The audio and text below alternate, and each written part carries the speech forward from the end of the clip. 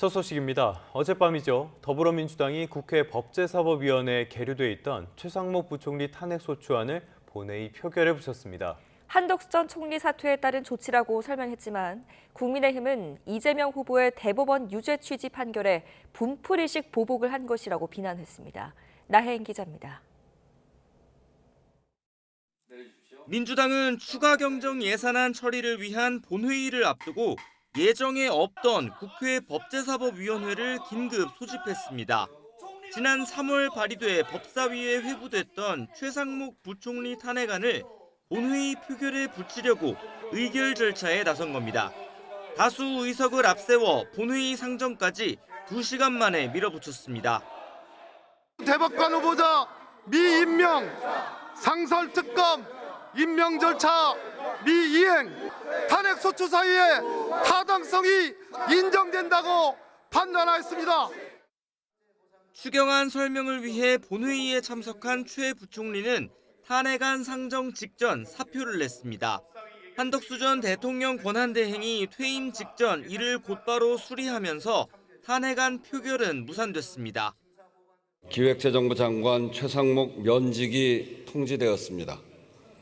이에 따라 탄핵소추 대상자가 없으므로 투표를 중지하겠습니다.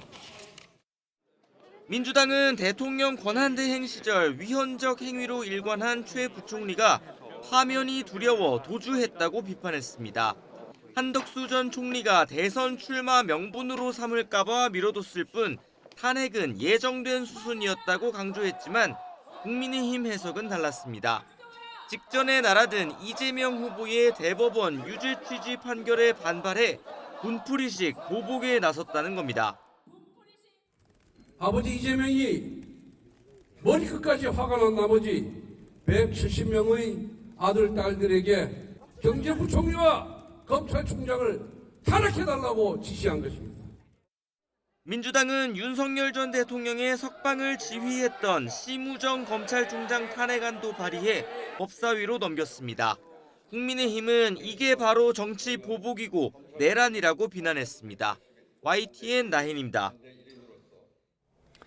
방금 보신 것처럼 최상목 부총리는 탄핵 추진에 전격 사퇴했고요.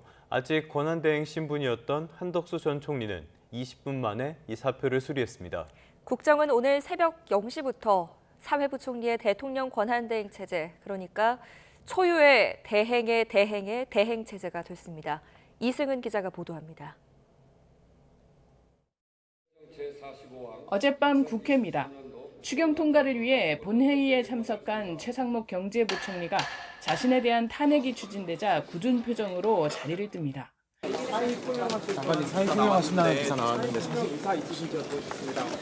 최 부총리는 탄핵안이 상정되기 4분 전인 밤 10시 28분 전격 사의를 표명했습니다. 오늘 새벽 0시 전까지 대통령 권한대행을 수행하던 한덕수 대행이 사직서를 수리했습니다. 최 부총리는 대내외 경제 여건이 엄중한 상황에서 직무를 계속 수행할 수 없게 돼 사퇴하게 된 점을 국민 여러분께 죄송하게 생각한다고 밝혔습니다.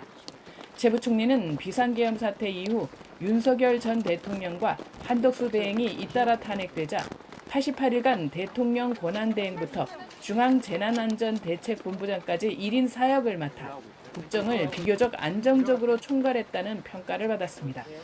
하지만 결국 탄핵 추진에 따른 사태로 1년 4개월의 경제사령탑 역할을 마감했습니다.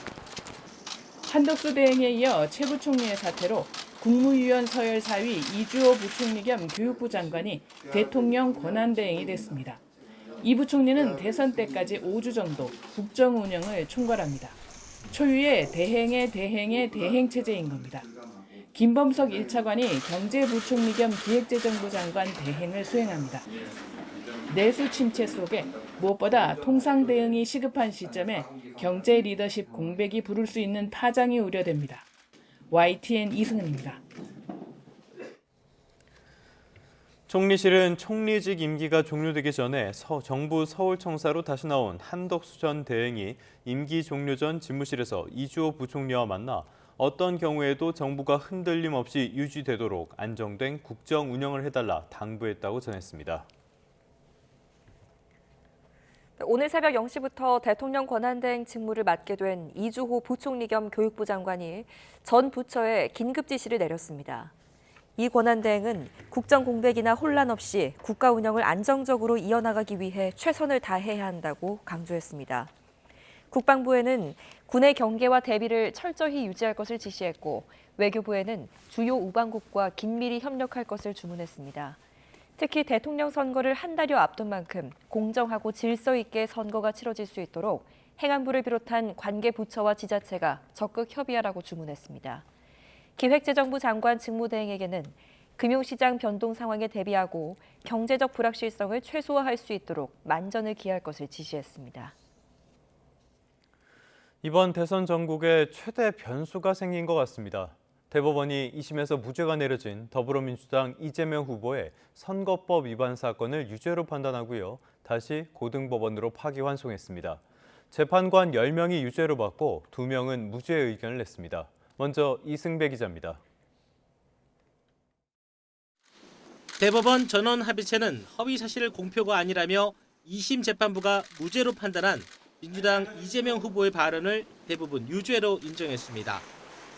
이른바 골프 발언과 백현동 관련 언급은 후보자의 행위에 관한 허위사실 공표에 해당한다며 2심 판결은 법리를 오해해 판결에 영향을 미친 잘못이 있다는 겁니다. 다수 의견에 따라 다음과 같이 판결합니다. 원심 판결을 파기하고 사건을 서울 고등법원에 완송한다. 대법원은 먼저 고 김문기 성남도시개발공사 1처장과 골프를 쳤다는 의혹과 관련해 사진이 조작됐다는 취지로 한 말은 허위사실 공표라고 봤습니다. 이재명 후보가 김문기 씨와 골프를 친 만큼 골프 발언은 후보자 행위에 관한 허위사실에 해당한다는 겁니다. 또 백현동 용도 변경과 관련해 국토부가 협박했다는 이 후보의 발언에 대해서도 국토부의 성남시에 대한 압박은 없었다며 유죄로 인정했습니다. 재판부는 이 후보의 발언은 사실 공표이지 과장된 표현이나 추상적인 의견 표명이 아니라며 의견 표명에 불과해 처벌할 수 없다고 했던 2심 판결을 지적하기도 했습니다. 이번 선고에는 선관위원장을 이유로 회피 신청을 한 노태학 대법관과 법원 행정처장인 천대엽 대법관을 제외한 대법관 11명과 조일의 대법원장이 관여했습니다. 다수 의견에는 12명 가운데 10명이 동의했고 이흥구, 오경미 대법관 등 2명은 골프 발언과 백현동 발언 모두 여러 뜻으로 해석될 수 있어 유죄로 단정할 수 없다는 반대 의견을 냈습니다. 1심 징역 1년에 집행유예 2년의 당선 무효형을 거쳐 2심에서 모두 무죄가 나온 사건을 다시 유죄 취지로 파기환송한 대법원 선고는 모두 25분이 걸렸고 전 과정이 TV로 생중계됐습니다. YTN 이승배입니다. 대법원은 이재명 후보의 선거법 위반 사건의 쟁점을 하나하나 다시 판단했습니다. 결론은 문제가 된 골프, 백현동 관련 발언 모두 허위 사실을 공표한 거라고 봤습니다. 김영숙 기자가 보도합니다.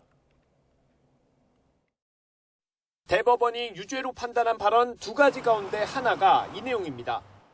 마치 제가 골프를 친 것처럼 사진을 공개했던데 제가 확인을 해보니까 전체 우리 일행 단체 사진 중에 일부를 떼내가지고 이렇게 보여줬더군요.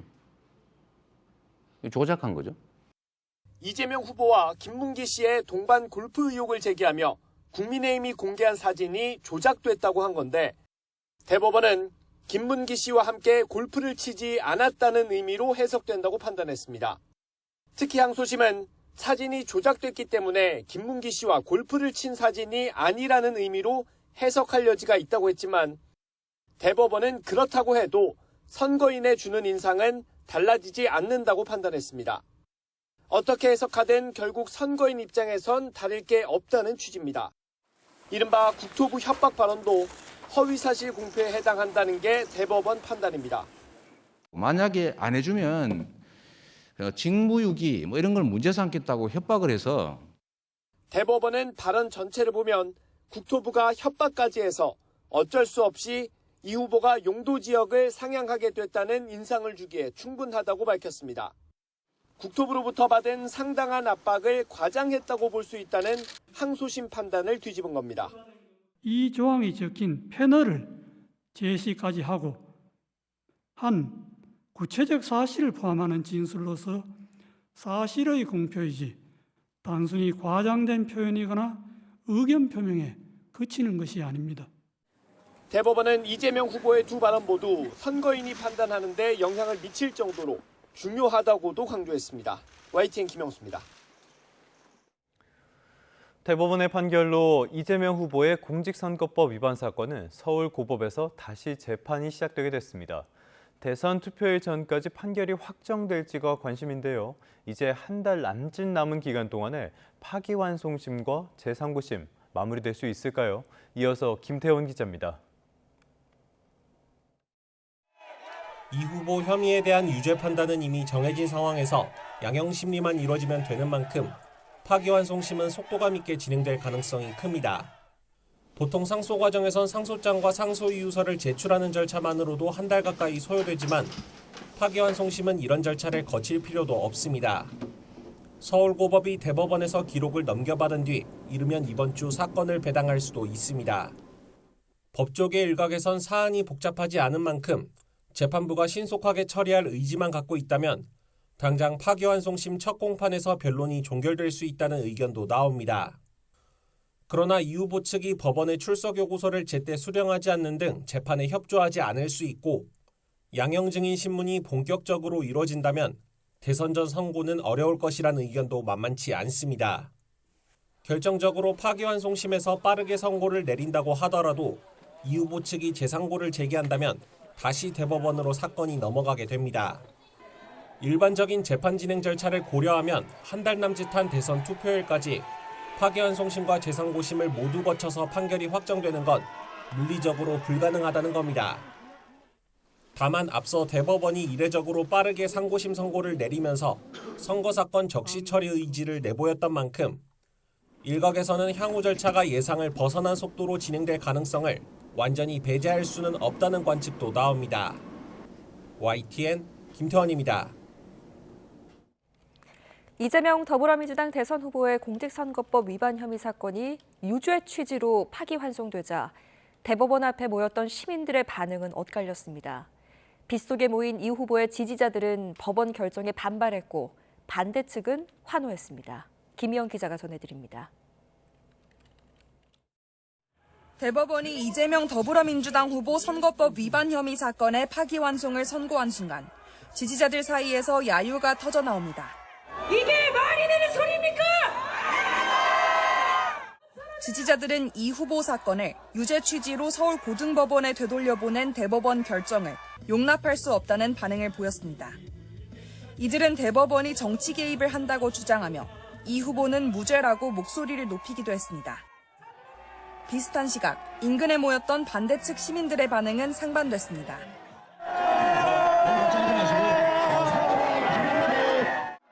참가자들은 대법원의 결정은 이 후보가 사실상 유죄 판결을 받은 것과 같다며 환호성을 질렀습니다. 또 일부 시민은 태극기를 흔들며 서로 얼싸안거나 눈물을 흘리기도 했습니다. 양측 참가자들은 빗줄기를 뚫고 오전부터 대법원 인근에 모였는데 대검찰청과 서울고등검찰청 사이 도로를 사이에 두고 서로 신경전을 벌이기도 했습니다. 경찰은 충돌 가능성에 대비해 서초동 일대에 4,800여 명을 투입해 질서를 유지했습니다. YTN 김희영입니다. 한덕수 대통령 권한대행이 당면한 국가적 위기 극복을 위해 더 큰 책임을 지겠다며 국무총리직에서 사퇴해 사실상 대선 출마를 선언했습니다. 한 대행은 대국민 담화를 통해 우리가 직면한 위기를 극복하기 위해 자신이 해야 하는 일을 하고자 직을 내려놓기로 최종 결정했다며 총리직 사퇴한다고 밝혔습니다. 그러면서 앞에 놓인 두 갈래 길 가운데 당장 맡고 있는 중책을 완수하는 길 대신 그 중책을 내려놓고 더 큰 책임을 지는 길을 택하기로 했다며 사실상 대선 출마를 선언했습니다. 한 대행은 오늘 대선 출마를 선언하고 본격적인 대권 행보에 나설 것으로 전해졌습니다. 이렇게 총리직에서 사퇴하면서 사실상 대선 출마 수순을 밟고 있는 한덕수 전 대통령 권한대행에 더불어민주당에선 탐욕에 눈이 먼 거라는 날선 비판들이 나왔습니다. 국민의힘에선 대체로 예상했던 일이라 반응이 많은데 이 대선 경선을 치르는 한동훈 후보를 중심으로는 견제성 발언도 나왔습니다. 임성재 기자입니다. 민주당은 결국 한덕수 전 권한대행이 대선 출마를 전제로 한 사퇴를 감행했다며 맹폭을 퍼부었습니다. 3년 내내 윤 전 대통령의 총리로 부역하더니 탐욕에 눈이 멀어 국정까지 내팽개쳤다고 맹비난한 겁니다. 추악한 노역이고 파렴치한 국민 모독이 아닐 수 없습니다. 자신의 사리사욕을 위해 더 큰 권력을 탐하겠다는 선언으로밖에 보이지 않습니다. 한 전 대행을 중심으로 한 범보수 빅텐트 구상을 겨냥해서도 성공을 본 적이 없다거나 텐트한 사람이 중요하다는 지적들이 이어졌습니다. 한덕수가 사퇴, 사실상 대선 출마를 선언합니다. 이 무슨 짜고 치는 고스톱입니까? 국민들이 모를 줄 압니까? 조국혁신당도 한 전 대행의 출마 선언과 동시에 공직선거법 위반 혐의로 고발하겠다고 엄포를 놨습니다. 애초 한 전 대행의 대선 출마 가능성을 높게 본 국민의힘에선 환영 입장이 적잖았지만 경선 중 단일화 언급을 비판해온 한동훈 후보 등을 중심으론 불편한 기류도 감지됩니다. 단일화를 강하게 요구해온 일부 현역 의원들의 목표가 기득권 유지에나 있는 것 같다고 쏘아붙인 겁니다. 대선에 패배하더라도 당권 유지, 자기들 공천만 받으면 된다. 이런 생각을 가지시는 분들이 있으시다면 대단한 착각입니다. 다만 대선 승리라는 큰 틀에서 단일화를 검토할 수 있다는 기존 입장 자체를 거두진 않았습니다. 단일화에 비교적 적극적인 태도를 취해온 김문수 후보는 구체적인 방안 등을 논의해보겠다는 입장을 재확인했습니다. 제가 이제 일단 만나 뵙기도 하고 여러 가지로 앞으로 단일화를 어떻게 할 것인지 하는 부분에 대해서 구체적인 방안을 논의를 하도록 하겠습니다. 국민의힘 내에선 후보 등록 마감 시한인 오는 11일까지 단일화를 둘러싼 치열한 수싸움이 펼쳐질 거란 관측인데 민주당 등 진보 진영의 공세도 한층 거세질 것으로 보입니다. YTN 임성재입니다.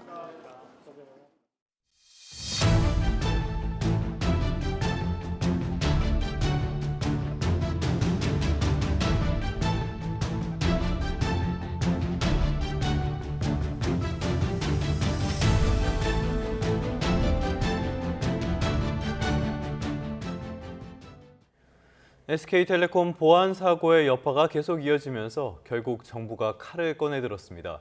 정부는 SK텔레콤의 유심 공급이 안정될 때까지 신규 가입자를 모집하지 말라고 강력히 권고했습니다. 여전한 유심 대란 속에 유심 교체를 기다리는 소비자를 노리는 피싱 문자까지 기승을 부리는 것으로 확인됐습니다. 오동건 기자입니다.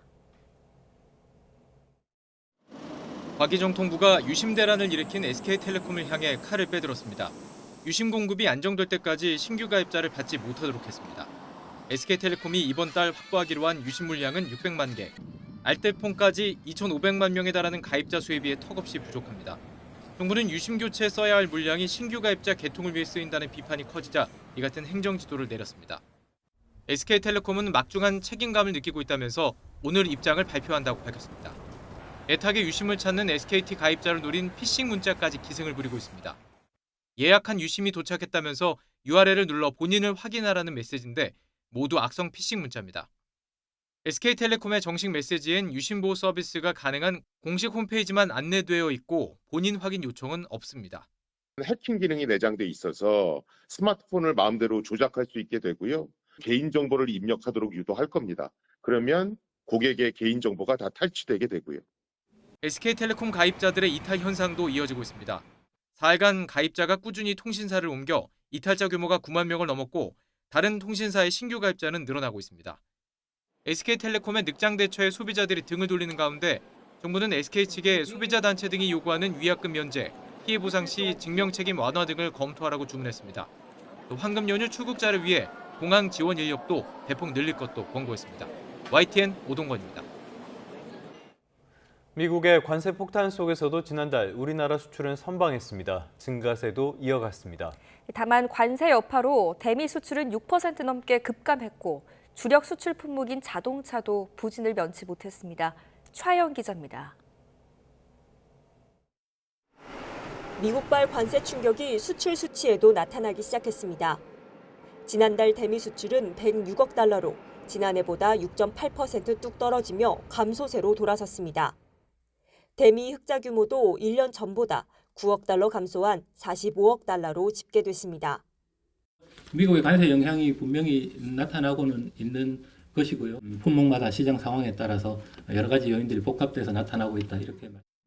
특히 대미 수출 1위 품목인 자동차는 지난달 미국 수출이 16.6%나 쪼그라들었습니다. 전기차 수요 부진에 관세 여파까지 미치면서 전체 자동차 수출도 3.8% 뒷걸음질 쳤습니다. 다만 관세 충격에도 지난달 우리나라 수출은 4% 가까이 늘며 석 달 연속 증가세를 이어갔습니다. 수출 선방을 도운 건 역시나 효자 반도체였습니다. 지난달 반도체 수출은 17% 넘게 증가한 117억 달러로 4월 기준 역대 최대 실적입니다. 여기에 중국과 아세안, 유럽으로의 수출이 호조세를 보이면서 실적을 떠받쳤습니다. 지난달 전체 수입은 533억 달러이고 무역 수지는 49억 달러 흑자를 기록했습니다. 일단 지난달 수출은 그럭저럭 버텼지만 트럼프발 관세 충격은 앞으로 더 본격화할 것으로 보입니다. YTN 최하영입니다. 국회가 산불 재난과 내수 부진 극복을 위한 13조 8천억 원 규모의 추가 경정 예산안에 합의했습니다. 당초 정부가 국회에 제출한 12조 2천억 원보다 1조 원 이상이 늘어난 건데요. 양당이 주고받기식 양보를 통해 합의에 이르렀습니다. 윤웅성 기자의 보도입니다. 더불어민주당과 국민의힘이 합의한 추경 규모는 13조 8천억 원이었습니다. 당초 정부가 제출한 12조 2천억 원에서 1조 6천억 원 증액했습니다. 가장 빨리 국민들께서 추경의 효과를 체감하실 수 있도록 정부는 신속 집행에 총력을 기울였습니다. 산불 피해와 농수산물 할인 지원에 2천억 원이 증액됐고 여름철 수해 대비 예산도 300억 원 늘었습니다. 건설 경기 활성화를 위한 사회간접 자본 사업에도 8천억 원이 증액됐습니다. 양당은 올해 초부터 추경 필요성엔 공감하면서도 민주당은 최소 30조 원, 국민의힘은 15조 원 핀셋 추경으로 맞서며 협의에 진전을 보이지 못했습니다. 그러다 지난달 정부가 경북 산불 피해 복구와 민생 지원, 인공지능 경쟁력 제고 등을 위한 추경안을 제출하면서 논의가 본격 시작됐습니다. 하지만 민주당이 요구한 지역화폐 1조 원을 두고 입장차를 보였는데 평행선을 달리던 양당은 한 발씩 물러서며 접점을 찾았습니다. 민주당은 국민의힘이 요구하는 검찰 특수업무 경비 예산 500여억 원 등을 반영했고 마약 수사, 딥페이크, 성범죄 수사 등 이 수사비를 500억 원을 복귀를 했고 국민의힘은 민주당의 지역화폐 예산안을 일정 부분 받아들였습니다. 지역사랑 상품권, 지역화폐 4천억을 반영할 수 있도록 합의해 주신 우리 국민의힘에게도 깊이 감사를 드리고요. 추경안이 풀리게 된 건 지난 2022년 소상공인 손실보상 등을 위한 2차례 추경 이후 3년 만입니다. YTN 윤홍성입니다. 요동치고 있는 대선 전국도 살펴보겠습니다. 대법원의 파기환송 결정에도 더불어민주당 이재명 후보는 예정된 일정을 그대로 소화하면서 강행군을 이어갔습니다. 국민의힘 김문수, 한동훈 예비후보는 각각 충청권 그리고 대구 경북 지역을 돌면서 막바지 경선 표신 잡기에 주력했습니다. 황보이경 기자입니다. 민주당 이재명 대선 후보는 상고심이 열리는 대법원 대신 서울 종로구에 있는 포장마차를 찾았습니다. 근로자의 날을 맞아 배달 라이더, 택배기사들과 간담회를 열고 현장 목소리에 귀를 기울였습니다. 또 현장 얘기를 오늘 좀 많이 들어보고 제도적으로 바꿀 게 있거나 보완할 게 있으면 저희가 같이 노력해 보겠습니다. 이보다 앞서 열린 한국노총과의 정책협약식에선 노동자가 잘 돼야 기업이 잘 되고 기업이 잘 돼야 노동자들의 삶이 좋아진다며 통합을 재차 강조했습니다. 정년 연장 논의와 노란봉투법 재추진도 주요 공약으로 제시했습니다. 경기도 포천과 연천을 잇따라 방문하는 경청버스 투어까지 온종일 강행군을 이어갔는데 민주당은 상대적으로 열세인 지역부터 찾는다는 전략입니다. 국민의힘 대선 후보 결선에 오른 김문수, 한동훈 후보도 나란히 지방으로 향했습니다. 충청권을 순회하며 지역 민심 공략에 집중한 김문수 후보, 과학기술부총리 신설과 연구개발 직군의 처우 개선 등 과학기술 분야 지원 공약을 내놨습니다.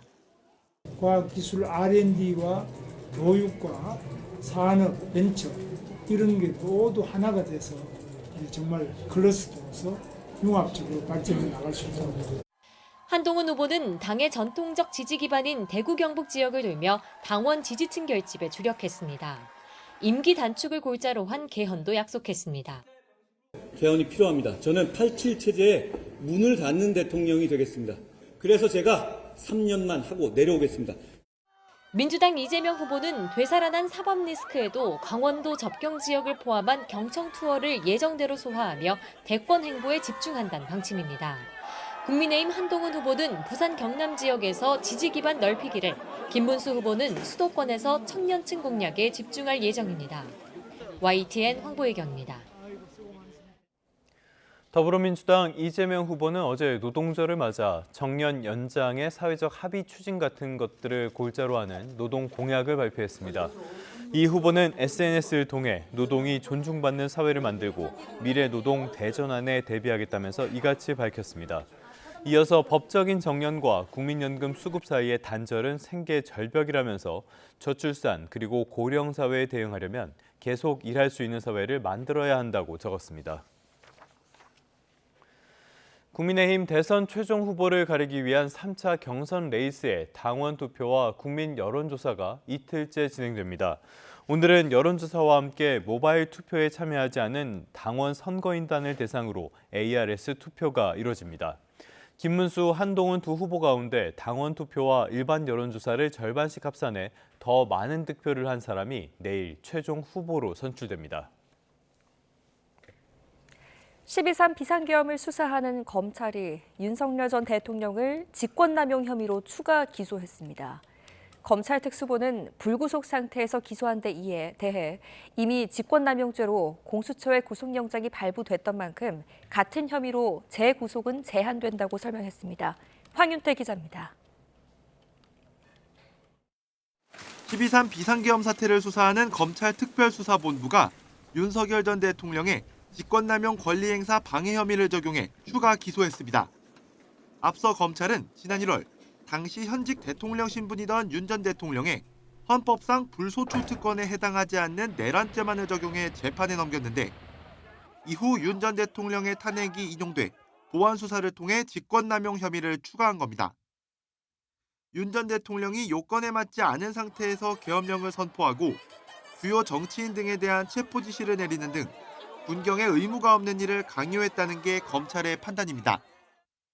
검찰 관계자는 윤 전 대통령의 직권남용과 내란죄를 구성하는 사실관계가 다르지 않아 신속하게 같이 판단받는 게 좋겠다고 생각했다며 기소 배경을 설명했습니다. 다만 불구속 상태에서 기소한 배경에 대해서는 지난 1월 공수처가 발부받은 구속영장에 내란과 직권남용 혐의가 적시됐던 만큼 재구속이 제한된다고 말했습니다.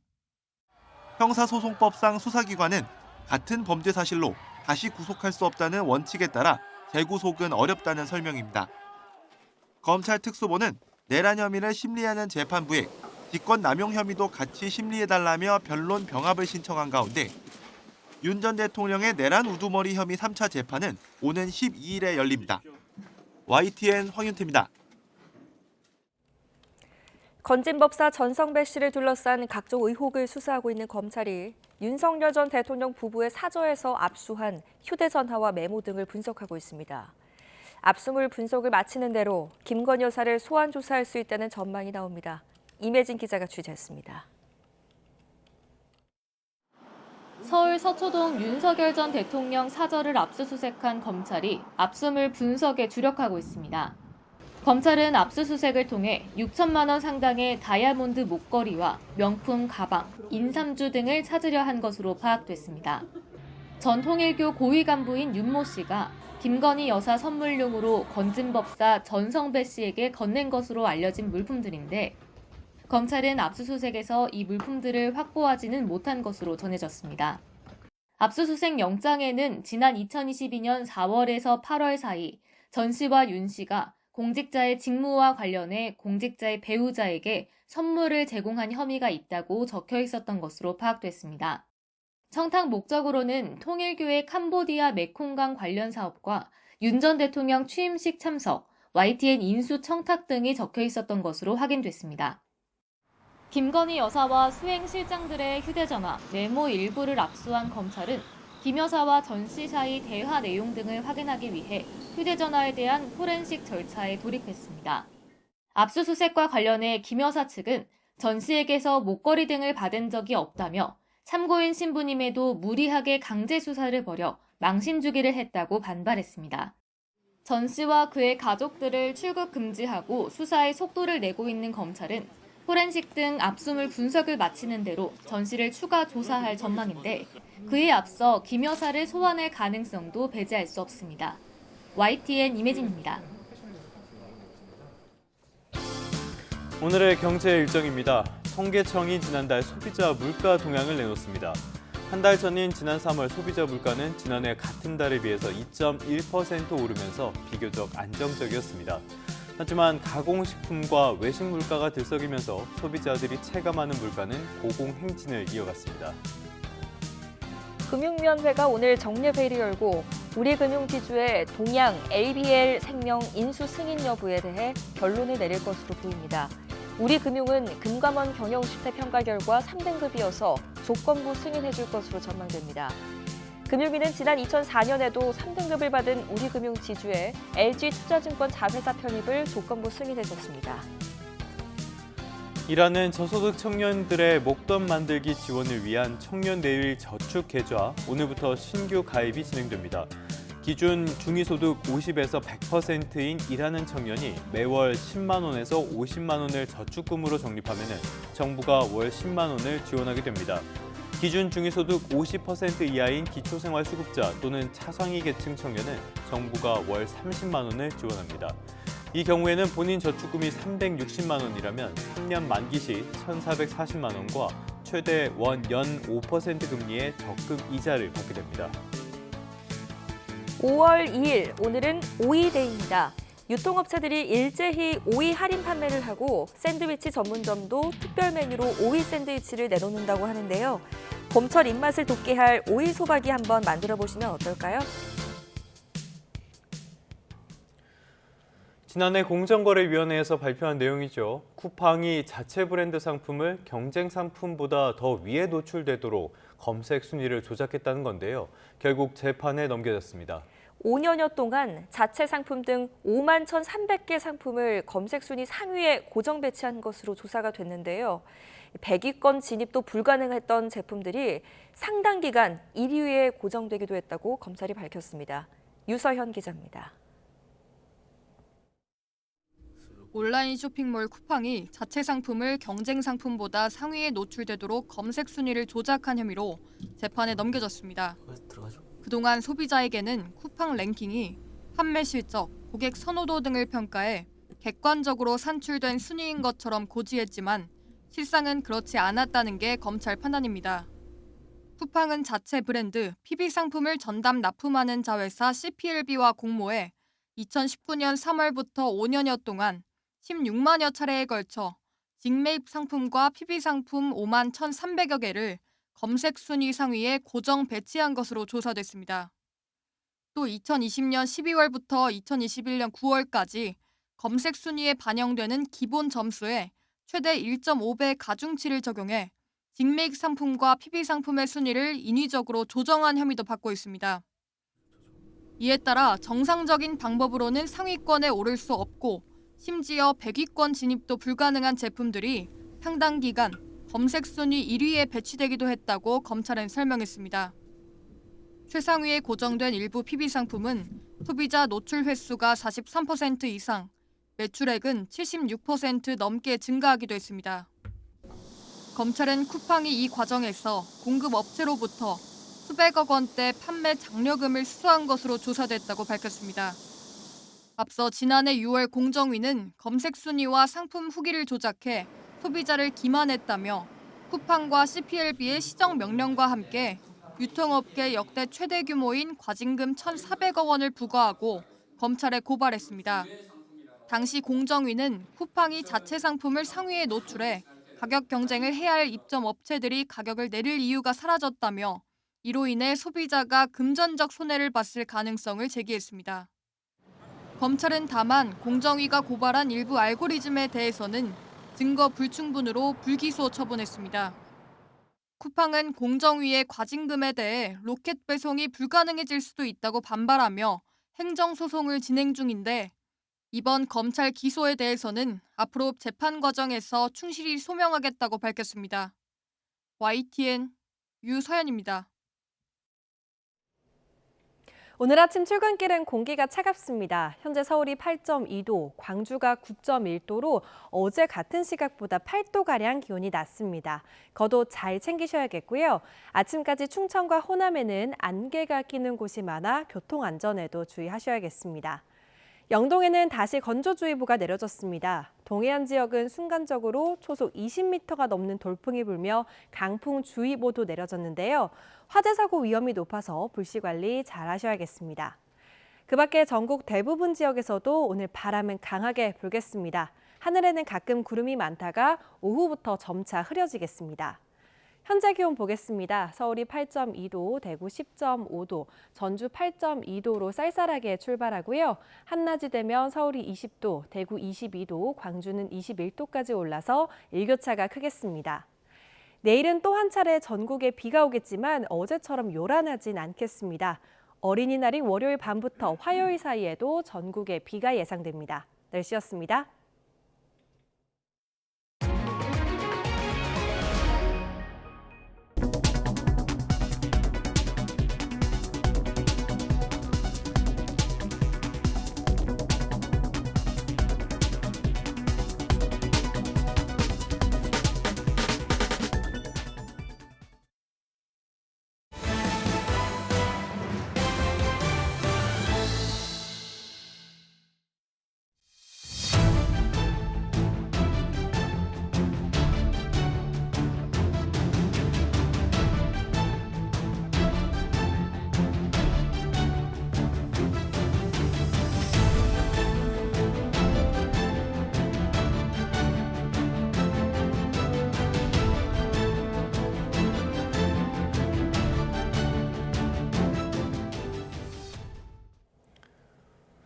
다시 대선 전국 살펴보겠습니다. 더불어민주당 이재명 후보 자신의 공직선거법 사건 상고심이 유죄 취지로 파기환송되자 생각했던 것과는 전혀 다른 방향의 판결이라고 말했습니다. 이 후보는 서울 종로구의 한 포장마차에서 진행한 비전형 노동자 간담회 뒤 기자들과 만나 정치적 경쟁자들의 입장에서는 온갖 상상과 기대를 하겠지만 법도 국민의 합의이고 정치도 결국 국민이 하는 것이라면서 국민의 뜻이 가장 중요하다고 강조했습니다. 더불어민주당은 대법원의 부당한 대선 개입이라며 강력히 규탄한다고 밝혔습니다. 조승래 수석대변인은 국회 브리핑에서 대법원 판결은 명백한 정치 재판이자 졸속 재판이라며 민주당은 대법원의 대선 개입에 맞서 국민을 믿고 의연하게 나가야 한다고 강조했습니다. 반면 국민의힘은 상식의 승리이자 법치의 복원이라면서 환영했습니다. 권성동 원내대표는 기자들과 만나 진영 논리에 눈이 먼 항소심 판결은 법을 정치 도구로 전락시킨 반헌법적인 판결이었는데 대법원이 이를 빠른 시간 안에 바로 잡았다고 평가했습니다. 권영세 비상대책위원장도 사법부의 판단에 경의를 표한다면서 법치주의 회복에 이정표로 삼겠다고 강조했습니다. 이어 이재명 후보는 대통령 후보 자격은 이미 상실했고 후보를 고집한다면 국민에 대한 중대한 모욕이라고 강조하면서 민주당이 책임 있는 정당이라면 조속히 후보를 교체해야 한다고 촉구했습니다. 대법원 전원합의체는 어제 이재명 후보 선거법 사건에 대한 선고를 통해서 허위사실 공표의 기준을 제시했습니다. 대법원은 일반 선거인의 관점에서 후보자 발언의 의미를 판단해야 한다고 강조했습니다. 이경국 기자입니다. 대법원은 민주당 이재명 후보의 과거 골프 발언, 백현동 협박 발언 등을 유죄로 판단했습니다. 이 과정에서 대법원은 일반 선거인의 관점을 거듭 역설했습니다. 일반 선거인에게 주는 전체적인 인상을 기준으로 발언의 의미를 해석하여야 합니다. 공직을 맡으려는 후보자 또는 법원의 관점에서 발언을 해석할 게 아니라 투표하는 선거인의 관점에서 바라봐야 한다는 겁니다. 이에 따라 대법원은 후보자의 발언이 허위사실인지 아니면 과장된 표현인지도 그 내용이 선거인의 판단을 그르칠 정도인지에 달렸다고 설명했습니다. 결국 대법원은 후보자가 갖는 표현의 자유보다는 선거인인 국민이 갖는 기본권에 무게를 둔 것으로 보입니다. 정치적 표현이 과도하게 제한되지 않도록 유의하면서도 선거권 등 선거인이 국민으로서 가지는 헌법상의 기본권을 충실한 보장 요청을 고려해야 합니다. 대법원은 허위사실 공표를 처벌하는 배경에는 국민이 올바른 정보 토대 위에서 의사를 형성하고 이를 선거로 표현할 수 있도록 보장하는 측면이 있다고도 판시했습니다. YTN 이경국입니다. 국회 법제사법위원회는 오늘 긴급 현안 질의를 위한 전체 회의를 소집했습니다. 법사위는 공지를 통해 이 같은 내용과 함께 애초 예정됐던 법안심사소위원회는 취소됐다고 알렸습니다. 예정에 없던 이번 전체 회의는 더불어민주당 이재명 대선 후보의 대법원 파기환송 선고 이후 민주당 주도로 결정됐는데 천대엽 대법원 법원 행정처장 등을 상대로 법사위원들의 집중 질의가 예상됩니다. 이재명 후보의 대법원 판단이 나온 뒤죠. 어젯밤입니다. 더불어민주당이 국회 법제사법위원회에 계류돼 있던 최상목 부총리 탄핵소추안을 본회의 표결에 붙였습니다. 최 부총리는 탄핵안 상정 직전에 사표를 냈습니다. 민주당은 한덕수 전 총리 사퇴에 따른 조치라고 설명했지만 국민의힘은 분풀이식 보복을 한 것이라고 비난했습니다. 나혜인 기자가 취재했습니다. 민주당은 추가 경정 예산안 처리를 위한 본회의를 앞두고 예정에 없던 국회 법제사법위원회를 긴급 소집했습니다. 지난 3월 발의돼 법사위에 회부됐던 최상목 부총리 탄핵안을 본회의 표결에 붙이려고 의결 절차에 나선 겁니다.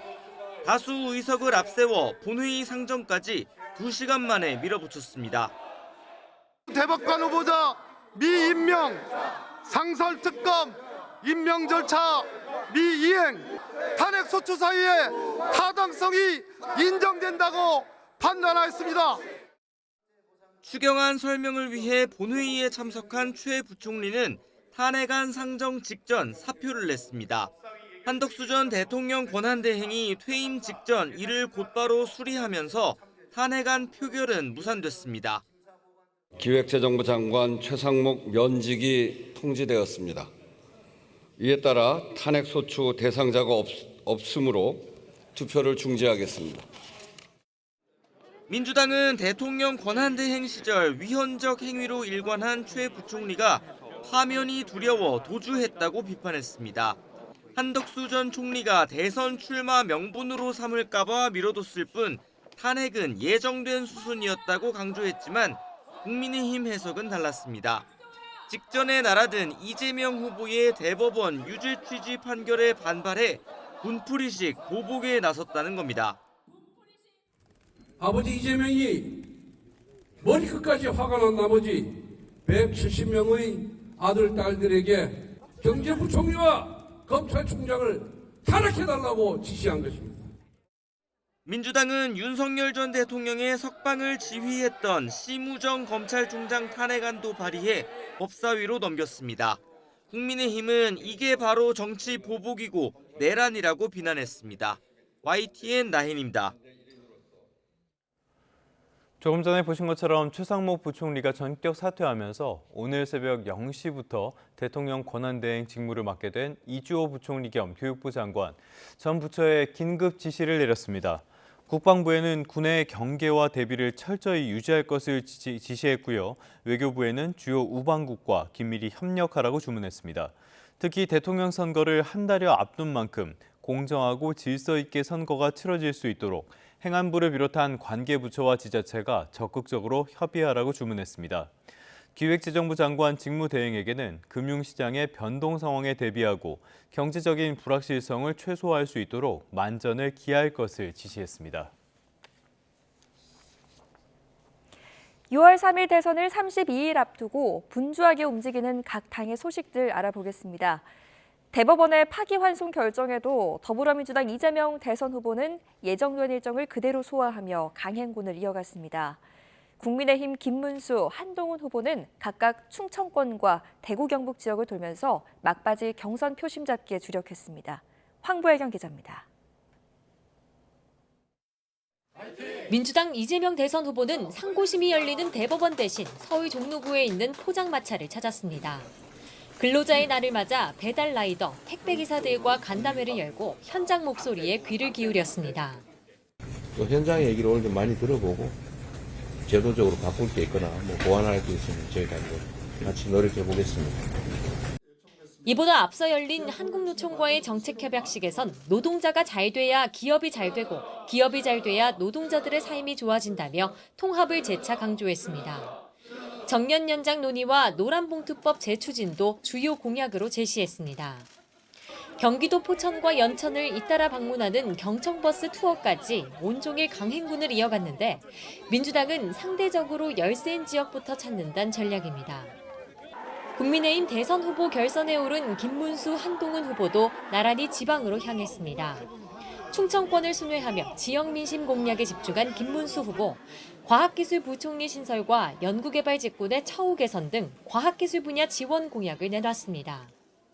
과학기술 R&D와 교육과 산업, 벤처 이런 게 모두 하나가 돼서 정말 클러스터로서 융합적으로 발전해 나갈 수 있다고. 한동훈 후보는 당의 전통적 지지 기반인 대구 경북 지역을 돌며 당원 지지층 결집에 주력했습니다. 임기 단축을 골자로 한 개헌도 약속했습니다. 개헌이 필요합니다. 저는 87 체제에 문을 닫는 대통령이 되겠습니다. 그래서 제가 3년만 하고 내려오겠습니다. 민주당 이재명 후보는 되살아난 사법 리스크에도 강원도 접경 지역을 포함한 경청 투어를 예정대로 소화하며 대권 행보에 집중한다는 방침입니다. 국민의힘 한동훈 후보는 부산 경남 지역에서 지지 기반 넓히기를, 김문수 후보는 수도권에서 청년층 공략에 집중할 예정입니다. YTN 황보혜경입니다. 어제 총리직을 사퇴한 한덕수 전 대통령 권한대행이 오늘 대통령 출마 선언을 할 것으로 보입니다. 한덕수 전 대행은 어제 더 큰 책임을 지는 길을 선택하겠다며 사실상 대선에 출마하겠다는 입장을 밝혔습니다. 박희재 기자의 보도입니다. 어제 국무총리직을 사퇴한 한덕수 전 대통령 권한대행이 오늘 대통령 선거 출마 선언을 할 것으로 보입니다. 그동안 출마 여부를 고민해온 한 전 대행은 어제 총리직을 사퇴하면서 출마 방침을 간접적으로 밝혔습니다. 저는 우리가 직면한 위기를 극복하기 위해 제가 할 수 있는 일, 제가 해야 하는 일을 하고자 저의 직을 내려놓기로 최종 결정하였습니다. 그러면서 미국과의 관세 협상 국면에서 통상 전문가인 자신이 필요하다는 점도 강조했습니다. 전 세계적인 경제 위기 속에서 경제 전문가인 자신이 적합하다는 점을 우회적으로 드러냈습니다. 표에 따라 이랬다 저랬다는 불합리한 경제 정책으로는 대외 협상에서 우리 국익을 확보할 수 없고 우리 산업의 경쟁력을 세울 수도 지역 경제를 활성화할 수도 없습니다. 앞서 국무총리실을 떠난 일부 참모진은 여의도에 캠프를 마련한 것으로 알려졌습니다. 특히 지난주부터 거론되어 온 정대철 헌정 회장과 만남을 시작으로 본격적인 정치 행보를 시작할 것으로 예상됩니다. 너무 고생 많으셨습니다. 또 뵙겠습니다. 감사합니다. 총리직 사퇴에 앞서 마지막으로 안보관계 장관 회의를 열고 담화에서 뚜렷한 사과는 없었지만 비상계엄을 염두에 두며 가슴 아프게 생각한다고 말한 것 역시 통합을 강조하려는 차기 행보와 무관치 않다는 분석입니다. 한 달여 남은 대통령 선거 일정은 최상목 경제부총리가 사퇴함에 따라 대행직을 물려받게 될 이주호 교육부총리가 맡게 됩니다. YTN 박희재입니다. 큰 불길이 잡혔다가 되살아난 대구 북구 함지산 산불이 나흘 만에 꺼졌습니다. 산림당국은 잔불 정리를 이어가면서 만일의 상황에 대비해 감시 체계를 유지하고 있습니다. 김근우 기자가 보도합니다. 연기가 피어오르는 산 위로 헬기 여러 대가 쉴 새 없이 오가며 물을 뿌립니다. 꺼졌다가 되살아난 대구 함지산 산불은 나흘째 이어진 진화 작업에도 끈질기게 타올랐습니다. 밤사이 600명 넘는 인력과 고성능 특수진화 차량이 투입된 끝에 추가 확산을 저지했고 날이 밝자마자 헬기 40여 대가 동원돼 남은 불을 모두 껐습니다. 연료화상 카메라를 장착한 드론을 띄워서 잔불이 다시 재발할 수 있는 부분에 대해서 자료를 전체 다 확보를 했습니다. 재발화가 가능성이 높은 지역에 헬기를 집중적으로 투입해서 지금 큰 불길이 잡혔던 이번 산불은 건조한 날씨와 강풍을 타고 6시간 만에 되살아났습니다. 다행히 인명피해는 없었지만 민가 방향으로 불이 번지며 대피령이 내려지기도 했습니다. 불이 확산하면서 산불 영향구역도 최초 주불 진화 때보다 50헥타르 늘어나 축구장 440개 규모인 310헥타르로 집계됐습니다. 대피와 귀가를 반복한 주민들은 불이 꺼졌다는 소식에도 좀처럼 마음을 놓지 못했습니다. 산림청 역시 헬기 30여 대를 인근에 대기시키며 뒷불을 감시하기로 했습니다. 어제 밤 3시까지 안 자고 내가 주시를 했는데 저 밑에 우리 아버지 산소가 있어. 그래가 있는데 저기 3일 동안 물이 뿌려도 안 꺼진다까지 잔불이 아직까지. 경찰은 산불 원인을 파악하기 위해 현장 감식을 하는 등 조사에 착수했습니다. 하지만 추정되는 발화 지점이 등산로와 떨어진 곳으로 CCTV나 단서가 없어 원인 규명이 쉽지 않아 보입니다. YTN 김근우입니다. 사건 사고 한 줄 뉴스입니다. 어제 오후 2시 반쯤 인천에 있는 키즈카페에서 7살 초등학생의 손가락이 절단되는 사고가 발생해 경찰이 수사에 나섰습니다. 서울 서부지방검찰청은 지난달 25일 걸그룹 뉴진스의 숙소에 무단 침입해 물건을 훔친 혐의로 20대 남성 A씨를 불구속 기소했다고 밝혔습니다.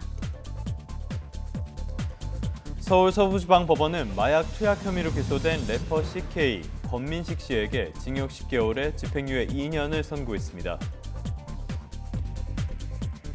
인천 연수경찰서는 선교 활동을 하는 사람이 준 초콜릿을 먹고 이상 증상을 호소한 중학생의 혈액 검사 결과 특이 사항이 발견되지 않았다고 밝혔습니다. 지난해 4월부터 1년 동안 성인 PC방을 이용해 판돈 1,099억 원대 불법 온라인 도박장을 운영해온 혐의를 받는 37명이 검거됐고 이 가운데 5명이 구속됐습니다. 지난해 총선을 앞두고 경로당에서 불법 기부 행위를 한 혐의를 받는 더불어민주당 송옥주 의원이 첫 재판에서 혐의를 부인했습니다. 억대 불법 정치자금을 받은 혐의로 재판에 넘겨진 하영재 전 의원에 대해 실형이 확정됐습니다. 지금까지 사건 사고 한 줄 뉴스였습니다. 관세 전쟁으로 미국과 중국 모두 큰 타격을 입고 있는 가운데 본격적인 협상을 위한 물밑 접촉의 가능성도 제기되고 있습니다. 미국 내에서는 관세 완화를 호소하는 업계의 요구가 이어지고 있습니다. 보도에 유토건 기자입니다. 미국과의 접촉을 부인해왔던 중국이 관영 매체를 통해 최근 미국이 다양한 경로를 통해 적극적으로 접촉을 시도해왔다고 밝혔습니다. 그러면서 미국이 더 조급하다는 증거라고 주장했습니다. 그러자 미국 쪽에선 지금은 중국을 제쳐두고 있다는 발언이 나왔습니다. 관세 협상을 주도하는 스콧 베센트 재무장관은 현재는 한국을 포함한 17개 나라와의 협상 타결이 우선이라고 강조했습니다. 다만 추가적인 대중 완화 조치의 가능성은 열어놨습니다. Is it fair to say that we'll see a deal with India and South Korea before we see something with China? Could we see a de-escalation because the Chinese need to de-escalate sooner than the other deals, perhaps? But the other deals are moving along well. 백악관도 중국의 불공정 행위를 일일이 열거하며 거듭 관세 전쟁의 필요성을 옹호했습니다. 또 자동차 관세와 관련해선 공정한 조건이었다면 한국과 일본, 유럽연합을 상대로 대규모 적자를 기록하진 않았을 거라고 말했습니다. The other countries obviously will have their own demands and their own interests, but nothing will go into effect that doesn't serve the interests of America and the American people. 하지만 미국의 실물 경기가 후퇴하면서 업계의 위기감은 커지고 있습니다. 미국 상공회에서는 백악관에 서한을 보내 작은 기업이 수입하거나 미국에서 구할 수 없는 제품은 관세를 면제해달라고 요청했습니다. 특히 작은 기업들은 생존이 위태로운 상황이라며 즉각적인 대응을 호소했습니다. Those are businesses that really have the least amount of margins to be able to deal with tariffs, and that's one of the things we're very concerned about going forward is that we could see red ink in the employment data as we get into May and June. 이에 대해 백악관은 사상 최대 규모의 감세를 준비하고 있다고만 언급했습니다. YTN 유튜관입니다. 젤렌스키 우크라이나 대통령이 미국과 진통 끝에 체결한 광물 협정이 양측의 공정한 협정이라고 환영했습니다. 러시아 정부 관계자들 사이에서는 우크라이나가 서방의 식민지를 자처했다는 등 비판이 나오는 가운데 러시아 정부는 침묵을 지키고 있습니다. 런던 조수연 특파원입니다. 미국과 우크라이나가 광물 협정을 체결한 지 하루 만에 우크라이나 언론을 통해 전문이 공개됐습니다. 미국의 우크라이나 광물 투자 우선권을 주는 대가로 미국이 양국 파트너십을 강화하는 내용이 골자입니다. 양국은 이 협정이 우크라이나 국내법보다 우선이라는 점도 명확히 했습니다. 구체적 안보 보장 방안은 담기지 않았지만 대신 미국은 우크라이나의 안보와 번영, 재건을 위한 지원을 약속했습니다. Чи то мародерство, чи то колоніальну угоду. І, на щастя, українська переговорна група здійснила фантастичну роботу і фактично привела цей документ до вигляду нормальної, збалансованої комерційної угоди, від якої обидві сторони 젤렌스키 대통령은 자국에 상당한 투자를 유치할 수 있는 평등한 협정이라고 평가했습니다. 그러면서 지난달 26일 트럼프 대통령과 가진 바티칸 회담의 첫 번째 결과로 역사적 의미를 갖는다고 강조했습니다. В угоді немає боргу і створюється фонд відновлення, який буде інвестувати в Україну. 광물 협정에 대해 스콧 베선트 미 재무장관은 미국이 러시아와의 협상에서 우위를 점하게 해줄 것이라고 말했습니다. 백악관도 미국이 우크라이나 전쟁에 들인 막대한 지원금을 돌려받는다는 게 핵심이라며 취임 100일을 맞은 트럼프 대통령의 큰 성과로 부각했습니다. For the hundreds of billions of dollars that our taxpayers have spent subsidizing the war in Ukraine. So it is repayment to the United States. 이런 가운데 크렘린궁 등 러시아 정부는 이틀째 침묵을 지키고 있어 그 배경에 관심이 쏠립니다. 다만 메드베데프 국가안보회의 부의장 등 러시아 당국자들은 우크라이나가 군사 지원의 대가를 갚는 셈이라며 서방의 식민지를 자처했다고 지적했습니다. 러시아는 협정 서명 직후 우크라이나 남부 오데사에 대규모 드론 공습을 가했고 우크라이나는 러시아가 점령한 헤르손을 드론으로 공격하면서 양측에서 민간인 피해가 늘고 있습니다. 런던에서 YTN 조수연입니다. 트럼프 취임 100일이 갓 지나자마자 외교안보 사령탑인 백악관 안보보좌관이 사실상 경질됐습니다.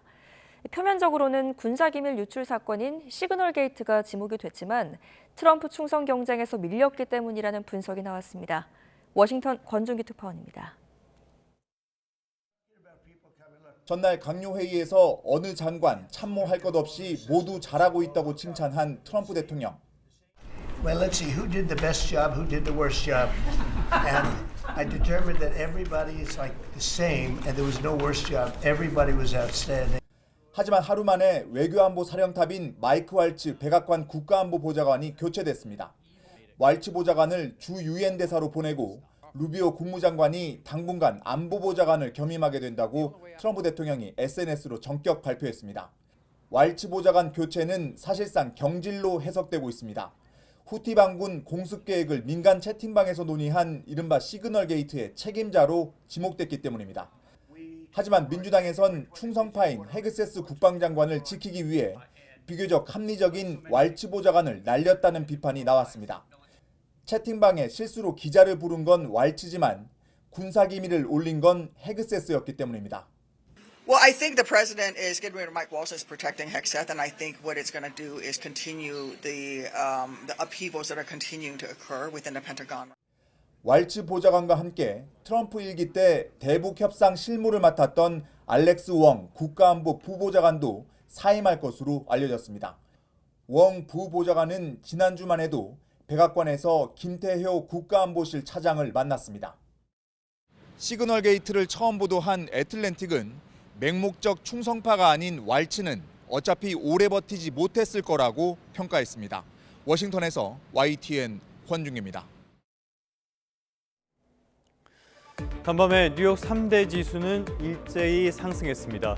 다우는 0.21%, S&P 500은 0.63%, 기술주 중심의 나스닥은 1% 넘게 올랐죠. 벤치마크 지수인 S&P 500 기준으로는 벌써 8거래일 연속 오름세인데요. 6,000선도 넘겼던 트럼프 2기 출범 직후에 비해서는 아직 아쉬운 수준이긴 하지만 그래도 관세 정책 본격화로 5,000선까지 무너졌던 4월 초와 비교하면 10% 넘게 반등했습니다. 간밤 강세에 가장 큰 영향을 미친 것은 기업들, 특히 대형 기술주들의 실적 발표였습니다. 마이크로소프트와 메타 플랫폼스가 전날 장마감 뒤에 1분기 실적을 발표를 했는데요. 매출액과 주당 순이익 모두 시장의 예상치를 웃돌았습니다. 최근 들어서 이른바 빅테크 기업에 대한 우려들이 있었죠. 인공지능 시대에 투자는 많이 늘었는데 이걸로 돈을 어떻게 벌지 모르겠다. 트럼프 관세 정책에 직격탄을 맞게 되는 거 아니냐 이런 걱정들이었는데요. 실적을 통해서 우려를 불식한 셈이 됐습니다. 마이크로소프트는 8% 가까이, 메타는 4% 넘게 치솟았습니다. 다만 장 마감 뒤에 나온 애플과 아마존 실적은 눈높이에는 부족했는데요. 빅테크들의 실적이 시장 전반에 어떤 영향을 미칠지는 조금 더 지켜봐야겠습니다. 이런 가운데 미국과 중국의 협상이 이어지는 것으로 보인다는 소식도 시장에 긍정적인 영향을 줬습니다. 중국 관영 중앙방송 계열인 소셜미디어는 미국이 관세 문제 논의를 위해서 중국에 접촉해왔다고 보도했고요. 미국에서는 캐비넷이 백악관 경제고문이 언론 인터뷰에서 중국과의 진전을 기대하고 있다고 언급한 점도 위험 선호 심리에 영향을 줬습니다. 다만 부정적인 경제 지표는 계속 이어지고 있습니다. 먼저 지난달 제조업 업황 지수인 제조업 구매 관리자 지수인데요. 기준치를 밑돈 48.7로 두 달 연속 위축 흐름을 이어갔습니다. 미국 경기 전체로는 60개월째 확장세였는데요. 제조업은 관세 정책 혼란으로 회복이 지연되고 있는 세입니다. 자연스럽게 노동시장도 흔들리는 분위기입니다. 주간 신규 실업보험 청구자 수가 나왔는데요. 24만 1,000명으로 한 주 전보다 18,000명 넘게 급증했습니다. 더 중요해 보이는 건 이건데요. 일주일 넘게 연속으로 실업보험을 청구한 사람들입니다. 191만 6천 명으로 8만 3천 명이나 늘었습니다. 이 말은 예전보다 해고가 늘었고 새 직장을 찾는 것도 어려워졌다는 뜻이 됩니다. 끝으로 미국의 자동차 빅3 기업 가운데 하나인 제너럴 모터스, GM도 살펴보겠습니다. 최근에 이 회사 소식을 전해드리면서 관세 불확실성 때문에 실적 전망 발표를 연기했다고 말씀드렸는데요. 그 내용이 간밤에 나왔습니다. 좋은 내용일 리가 없겠죠. GM은 올해 순이익이 최대 25%, 우리 돈으로 최대 7조 원 줄어들 수 있다고 밝혔습니다. 그러면서 관세 정책에 대응해 미국 내 생산을 확대하고 비용 절감 조치도 취하겠다고 덧붙였는데요. 주가는 약보합으로 마무리됐습니다. 트럼프의 관세 정책은 많은 기업의 실적에 변동성이 될 겁니다. 어떤 종목이 수혜를 볼지, 어떤 종목은 직격탄을 맞게 될지 꼼꼼하게 따져볼 때입니다.